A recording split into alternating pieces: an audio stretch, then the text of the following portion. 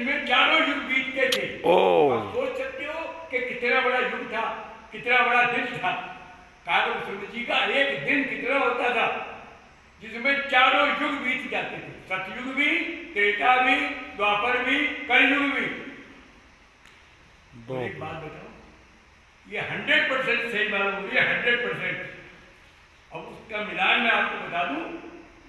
Car जी ने गरुड़ से कहा है, यहाँ बसत मोह सुन खग ईसा, अरे बीते कल्प 7 अरु 20। 27 कल्प बीत गए। और जानते हो एक कल्प कितना होता है? 1000 चौकड़ी युग का एक कल्प है।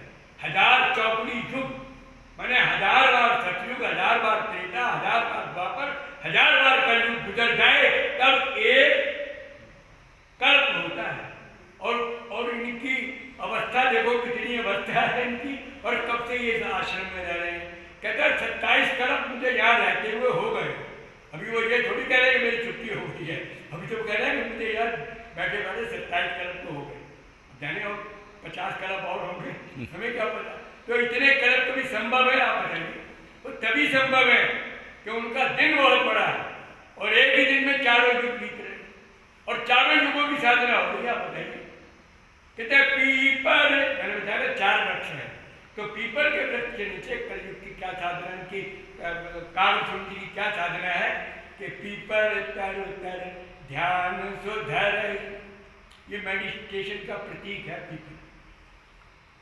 रामायण में आता है पीपल पात सरस बने ढूंढो। पीपल का पत्ता सबसे हल्का होता है और जरा सा हवा का उसको इशारा ही मिले तो हिलने लगता है। और वृक्षों के पत्ते इतनी आसानी से नहीं हिलती, आप अनुभव करके देखिए। मानस में कुछ हमने संकेत दिया, पीपल पात सरस बने ढूंढो। तो पीपल के पत्ते की विशेषता ये है कि बहुत हल्का होता है और बहुत जल्दी हवा का जरा सा भी झोंका भी आने होता है तो पीपल के पत्ते हिलने लगते। ये मेडिटेशन का प्रतीक है। मन इतना ज़रा कोमल वो है, जरा सी गड़बड़ में ये हिल जाता है। मन लगाने की बात जो है वो पीपल वृक्ष के नीचे कही जा रही है। पीपल तर उतर, पीपल के वृक्ष के नीचे ध्यान तो धर, तो ध्यान करता है। तो इसका मतलब क्या है? पीपल के वृक्ष के नीचे भी कल्याण का निवास है। और फिर जाप यज्ञ, अब ये त्रेता युग की साधना आ गई। जाप यज्ञ पाखर तर कर, जो पाखर का वृक्ष है उसके नीचे वो जप यज्ञ करते हैं। अब ये जप यज्ञ क्या है समझते हो? आपको के जप में तो हम माला जपते हैं, चाहे उंगली से जपे चाहे माला से जपे, है नहीं? मलुकदास जी ने कहा है ना, माला जपू न कर जपू और जिव्या कहूँ न राम। कैसे कैसे संत हुए। कहते हैं मेरी माला जपने की स्थिति भी खत्म हो गई, अब मुझे माला जपने की जरूरत नहीं। फिर उंगलियों से भी लोग जपते हैं, बोले माला जपू न कर जपू, फिर अरे जिव्या कहूँ न राम, मुझे जीभ से भी राम बोलने की जरूरत खत्म। ना माला फेरता हूँ और ना मैं उंगलियों से जपता हूँ और ना मैं जीभ से बोलता हूँ। सोचिए क्या कहना क्या चाहते हैं वो? अरे सुमरन मेरा हरि करे मैं पायो विश्राम। मुझे कुछ करने की, मैं भगवान की सूची में आ गया हूँ कि भगवान मुझे हर रोज जपते हैं, मैं क्या करूँ बताओ, मैं करूँ क्या? अब मैं उसको जब वो मेरे को जपने लग गया, यदि स्थिति ये बन गई कि उसने मेरे को जपना शुरू कर दिया तो मेरी छुट्टी, मुझे कुछ नहीं करना। तो ये बात तो बीच में बात आ जाती है ना, लेकिन वैसे बता रहा हूँ जाप यज्ञ, तो जब को यज्ञ बजाया गया।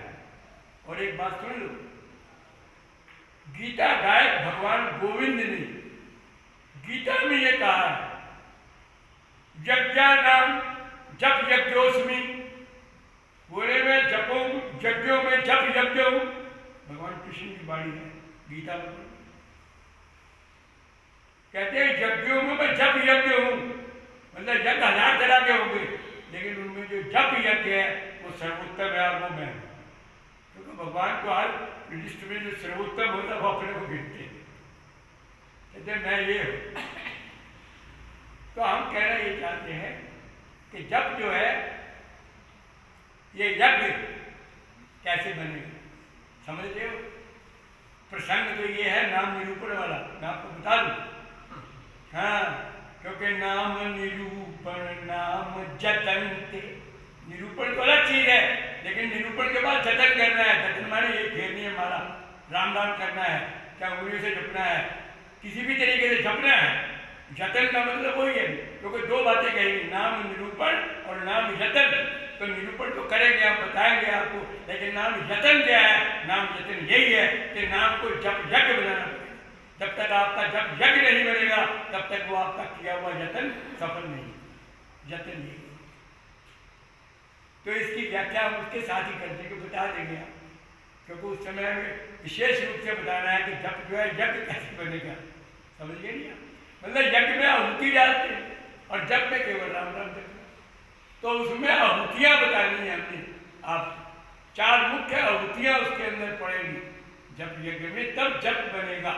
अगर वो आहुतियां नहीं होंगी, और है यही, हम लोग जप तो करते रहते हैं लेकिन वो जप हमारा यज्ञ नहीं बन पाता, और उस यज्ञ में जो 4 आहुतियां चाहिए वो नहीं मिल पाती, इसलिए वो हमारा जप जो है वो अधूरा रह जाता है। तो नाम निरूपण करने के बाद भी हम उस सफलता को प्राप्त नहीं कर सकते।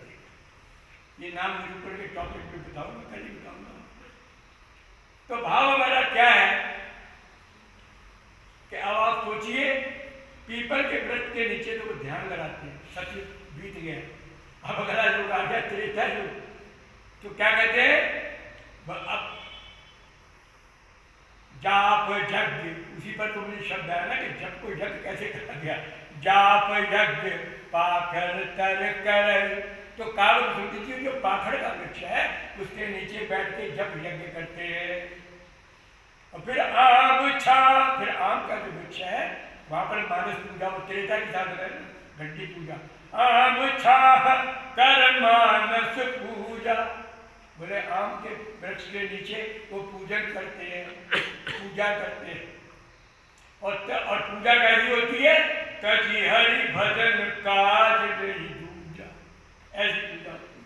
फिर पूजा में लगे रहते हैं, जो कुछ भी है सब पूजा ही है। तो ये द्वापर युग की साधना को मैंने आपको कहा कि कालभूषण के आश्रम में एक दिन इतना लंबा होता था कि एक दिन में सतयुग, त्रेता, द्वापर और कलयुग सब 4 युग बीतते थे, तब उनका एक दिन बीतता। अब कलयुग में क्या है? बरतर क्या है?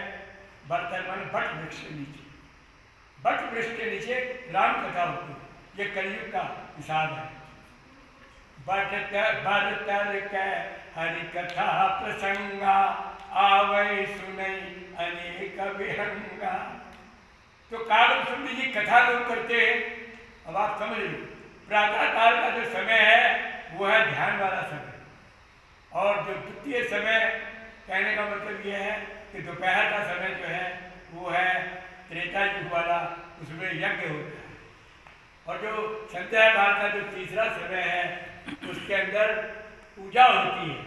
और जो चौथा काल रात्रि वाला काल है वो कलयुग का काल, उसके अंदर क्या है कि बट वृक्ष के नीचे राम की कथा कहते हैं और अनेक पक्षी आते हैं और सब सुनते हैं।